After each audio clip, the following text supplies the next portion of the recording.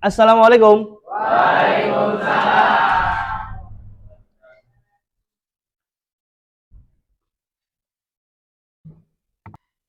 Baik, bismillahirrahmanirrahim. Ketua kelas silakan berdoa dulu sebelum kita mulai pelajaran.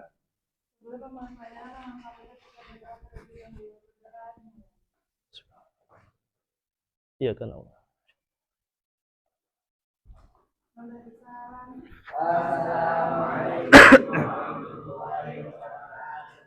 Waalaikumsalam warahmatullahi wabarakatuh. Baik, bismillahirrahmanirrahim. Bismillah walhamdulillah wassalatu wassalamu ala Rasulillah Muhammad ibni Abdillah wa ala alihi wa sahbihi wa man walah wala haula wala quwata illa billah. Amin amma ba'd. Gimana kabarnya semua? Alhamdulillah. Baik ya, alhamdulillah ya. Siapa hari ini nggak masuk? Ahnaf. Kenapa Ahnaf nggak masuk? Sakit. Ya Allah, siapa lagi? Udah ya, Ahnaf doang ya. Baik, mari semuanya kita berdoa untuk teman kita Ahnaf yang lagi sakit. Semoga Allah berikan kesembuhan untuk Ahnaf, dan juga mungkin ada orang tua kita yang sedang sakit, saudara kita. Semoga Allah berikan kesembuhan. Biniyati syifa al-Fatihah. Amin. Baik ya, insyaallah sebelum kita memulai, biar lebih semangat, saya mau pantun dulu nih. Ya, nanti kalian bilang cakep ya. Bapak pantun, kalian bilang cakep. Oke? Ya. Jalan-jalan ke pasar Jumat. Pulangnya mampir ke Keramat Jati. Ayo semua kita belajar dengan semangat. Biar dapat ilmu dengan sepenuh hati. Ya. Baik, anak-anakku sekalian, insyaallah hari ini kita akan belajar tentang pengurusan jenazah. Ya. Sebelumnya, di materi sebelumnya kita telah membahas mengenai konsep ilmu fikih, konsep ibadah. Nah, keterkaitan antara materi sebelumnya dengan materi sekarang adalah yang mana kita sebagai seorang muslim mengurus jenazah itu adalah bagian daripada ibadah. Hukumnya bahkan wajib, fardu. Fardu apa? Fardu kifayah. Nah, maka keterkaitan dengan materi sebelumnya kita telah belajar mengenai tentang ibadah, macam-macam ibadah. Nah, maka di materi sekarang kita akan membahas salah satu ibadah yang wajib bagi umat Islam adalah mengurus jenazah. Ya. Tujuan pembelajaran. Apa sih tujuannya kita belajar materi ini? Yaitu adalah peserta didik dapat memahami, menganalisis dan mempraktikkan tata cara penyelenggaraan jenazah atau mengurusi jenazah. Jadi kita nih belajar ini, kita sebagai seorang muslim ya, yang mana hukumnya mengurus jenazah adalah fardu kifayah, kita harus bisa nih menganalisis, memahami dan mempraktikkan ya bagaimana tata cara mengurusi jenazah, mulai dari ya memandikan, mengkafani, mensolati sampai menguburkan. Inilah tujuan kita belajar tentang materi ini. Apa yang kalian simpulkan dari gambar ini?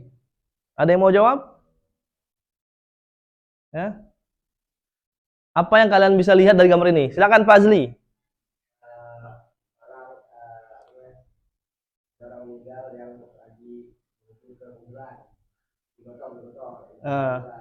Ya. Ada lagi yang mau mengomentari gambar ini? Yang perempuan mungkin, yang perempuan? Mau lidah? Ya, Rafli, silakan Rafli. Enggak, ya Allah. Ya, jadi gambar ini ya bisa kita lihat ada sekelompok orang sedang menggotong-gotong jenazah, menandu jenazah, mau mengantarkan ke kuburan. Kita nggak tahu kita ini bagian dari yang gotong atau yang digotong, ya. Dan kita pasti bisa dan sangat kemungkinan ada kalanya, ada waktunya kita menjadi yang menggotong atau yang digotong, yang meninggalkan atau yang ditinggalkan. Karena kematian adalah sesuatu yang nggak bisa kita hindari, cepat atau lambat kita semua pasti akan mati. Kullu nafsin za'iqatul maut, ya. Dan setiap kalau sudah waktu ajal datang, kita nggak bisa menghindarinya. kita nggak bisa menundanya. Nah, maka kita harus mempersiapkan diri ya dengan memperbanyak amal soleh sebagai bekal ya kematian kita. Karena kita nggak tahu kapan kita menjadi orang yang digotong ini. Itu ya. Ada pertanyaan pemantik. Nomor 1, apa yang terlintas di benak kalian ketika mendengar kata jenazah? Apa? Orang meninggal. Jenazah, mayit. Ya, apalagi? Orang yang nggak bernyawa. Oke, apalagi? Apa Sabil? Turut berduka cita. Ya, RIP. Nah, kemudian menurut kalian siapa saja yang bertanggung jawab ketika ada seseorang muslim meninggal dunia di lingkungan kita? Siapa orang yang bertanggung jawab ketika ada saudara kita, tetangga kita meninggal dunia? Siapa yang paling bertanggung jawab? Keluarga, tetangga, Pak RT, ya ulama sekitar. Nah, kita semua umat Islam ketika ada saudara kita meninggal dunia, maka kita bertanggung jawab. Untuk apa? Untuk mengurusi jenazah tersebut ya, dari mulai dimandikan sampai dikuburkan. Yang berikutnya, nah inilah pembagian kelompok ya. Kita hari ini akan belajar menggunakan pendekatan PBL, Problem Based Learning. Ini berbasis kelompok ya. Kelompok nanti akan menguraikan masalah yang ada dalam materi ini. Silakan duduk sesuai dengan kelompoknya. Kelompok 1 ini namanya, kelompok 2, kelompok 3, kelompok 4, kelompok 5. Ya, kita ada 5 kelompok. Next, kita lanjut. Nah, kita masuk ke materi, apa itu pengurusan jenazah. Nah, ya, jadi mengurus jenazah adalah serangkaian tindakan yang wajib dilakukan oleh umat Islam ya terhadap jenazah seorang muslim atau muslimah yang baru meninggal dunia sesuai dengan ketentuan. Serangkaian berarti nanti ada beberapa tindakan ya, beberapa hal yang wajib kita lakukan terhadap jenazah. Nah, inilah yang akan kita pelajari, mengurusi jenazah. Hukumnya, apa sih hukumnya kita mengurus jenazah? Ya, fardu kifayah. Setiap muslim ya wajib hukumnya fardu kifayah. Sebagian dari kita itu harus mengurusi jenazah. Nah, kemudian mengapa sih mengurus jenazah itu penting? Nah, ini ya, di antara alasan kenapa mengurus jenazah itu penting, karena tadi Allah Subhanahu wa taala telah memuliakan manusia. Melalui firman-Nya, a'udzubillahi minasyaitonirrajim, wa laqad karramna bani Adam. Sungguh Allah telah memuliakan anak-anak Adam, yaitu manusia. Ya, baik hidupnya maupun meninggalnya. Lanjut next. Ya, hikmah sosial dan spiritual. Apa sih hikmahnya kita mengurus jenazah ini? Yang pertama, baca rapli. Yang pertama, solidaritas umat, pelaksanaan supaya ini mempererat tali persaudaraan dan menunjukkan solidaritas. Ya, pertama adalah hikmahnya mempersatukan umat, tanda kita solid. Ya, dengan kita mau mendatangi saudara yang meninggal, takziah, itu kan bentuk kepekaan kita kepada saudara, bentuk solidaritas kita sebagai umat Islam. Yang kedua, baca Fatur. Mengingat kematian. Melihat dan terlibat dalam proses pengurusan jenazah dapat menjadi pengingat bagi yang masih hidup tentang kepastian datang kematian. Ya, kita kalau mau menghadiri mengurus jenazah orang yang meninggal, ya sebagai bentuk tazkiratul maut, sebagai bentuk mengingat kematian. Oh iya ya, hari ini saya mendatangi orang meninggal dunia, besok mungkin saya yang didatangin. Ya, hari ini saya melihat mengurusi jenazah, mungkin besok saya yang akan diurusi jenazah saya. Nah, itu. Yang ketiga, baca Syamil.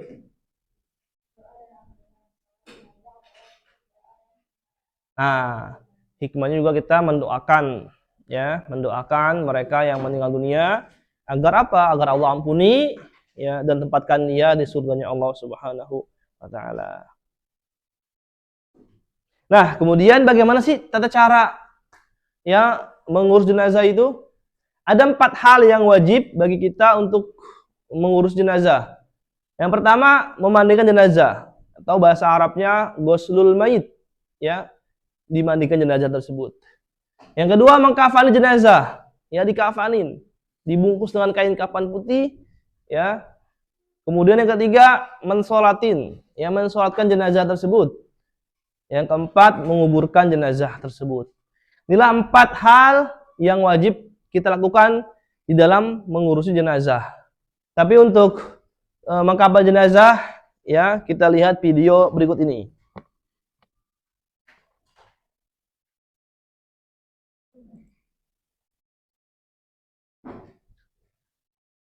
Silakan disimak. Assalamualaikum warahmatullahi wabarakatuh. Sahabat muslim hafizakumullah, salah satu kewajiban kolektif terhadap orang yang meninggal adalah mengkafani. Nah, ya, demikianlah tata cara mengkafani jenazah. Sekarang kalian perhatikan ilustrasi berikut ini. Ya, silakan kemudian kerjakan tugas yang sudah saya sediakan. Ya, berkelompok, ya, berkelompok mengisyaratkan mengisi namanya dan juga menjawab soal yang sudah saya siapkan. Ada yang belum?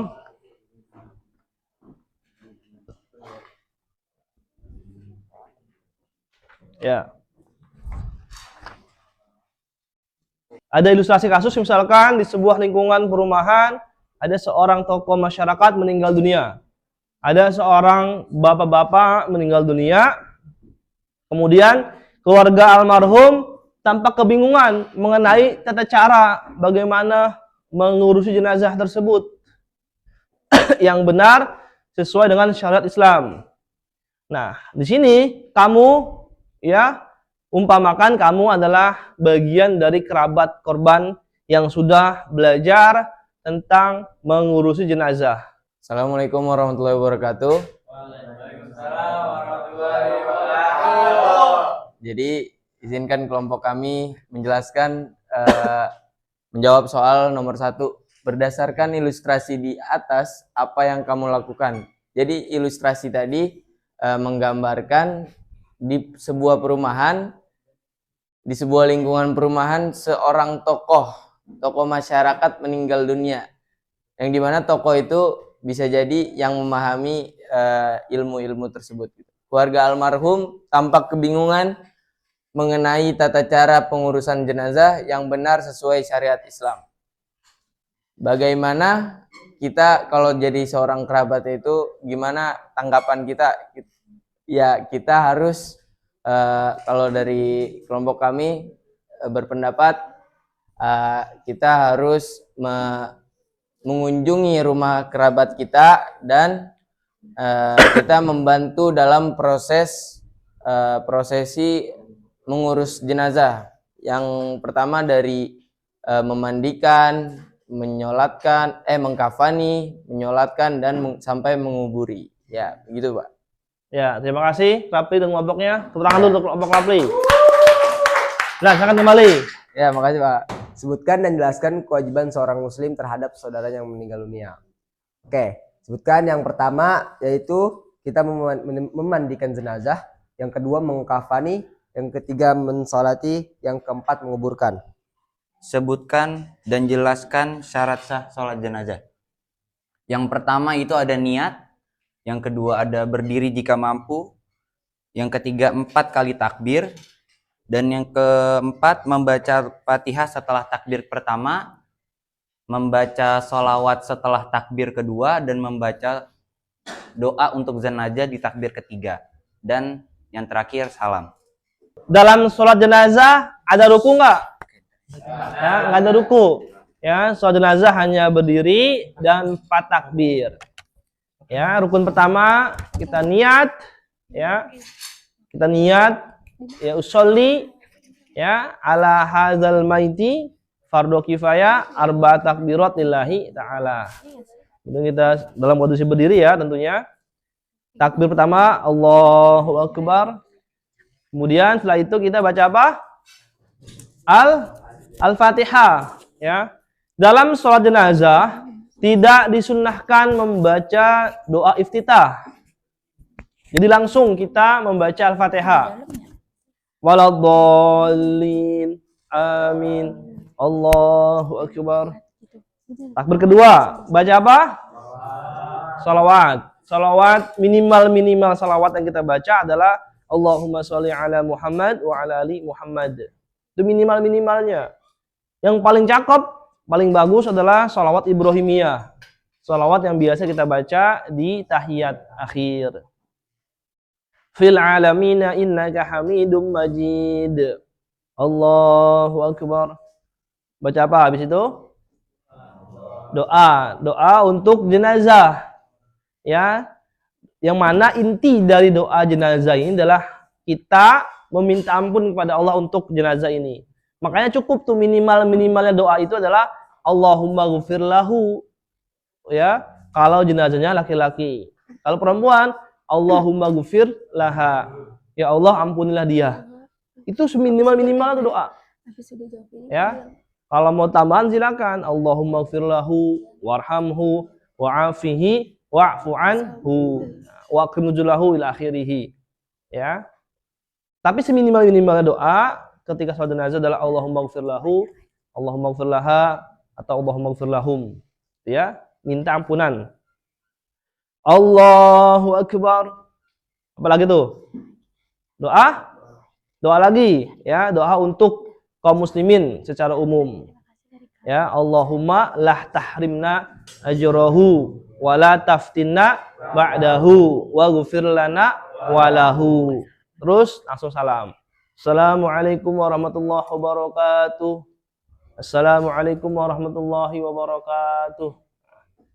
Minimal 3 hikmah dan 3 manfaat dari pengurusan jenazah. Yang pertama ada solidaritas umat. Pelaksanaan fardu kifayah ini mempererat tali persaudaraan dan menunjukkan solidaritas umat Islam. Yang kedua, pengingat kematian. Melihat dan terlibat dalam proses pengurusan jenazah dapat menjadi pengingat bagi yang masih hidup tentang kepastian datangnya kematian. Yang ketiga, doa dan ampunan. Sholat jenazah adalah bentuk doa dan permohonan ampunan bagi jenazah.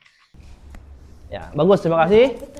Terakhir, ya, nomor 5, praktek, ya, praktek mengkafani jenazah. Nah ini mohon maaf ya, kain kafannya sedikit kecil. Ini sebenarnya kain kafannya untuk anak-anak. Untuk ini manekin, untuk boneka. Nah setelah kita sudah belajar pada hari ini mengenai proses ya mengurusi jenazah, maka kita refleksikan diri. Pertama adalah apa hal baru yang kalian pelajari hari ini tentang pengurusan jenazah? Ada yang bisa jawab?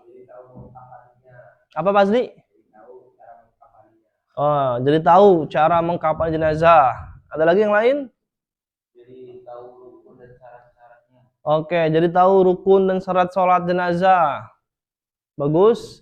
Nomor 2, bagaimana model pembelajaran PBL, problem based learning, membantu kalian memahami materi ini. Ya. Dengan berkelompok, ya.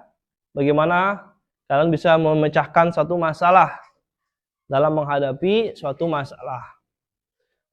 Ya, kita bersama, kalian berdiskusi, ya, merumuskan suatu solusi dari setiap permasalahan. Itulah problem based learning. Kemudian terakhir, apa yang akan kalian lakukan setelah mempelajari materi ini jika ada tetangga atau saudara yang meninggal dunia?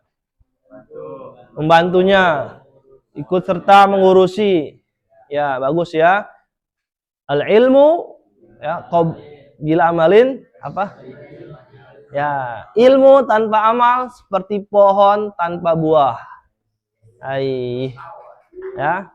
Maka setelah kita belajar, maka kita mengamalkan. Setelah kita tahu, kita berilmu, maka kita dituntut untuk mengamalkan. Memberikan manfaat untuk diri kita sendiri, pertama, kedua untuk orang lain dan masyarakat. Baik, inilah materi kita untuk hari ini. Ya, terima kasih. Jangan lupa tugas-tugasnya dikerjakan. Ya, insyaallah pertemuan berikutnya kita akan masuk materi berikutnya. Mari kita tutup dengan membaca doa khatmul majlis. Subhanakallahumma wa bihamdika asyhadu an la ilaha illa anta astaghfiruka wa atubu ilaik. Demikian, assalamualaikum warahmatullahi wabarakatuh.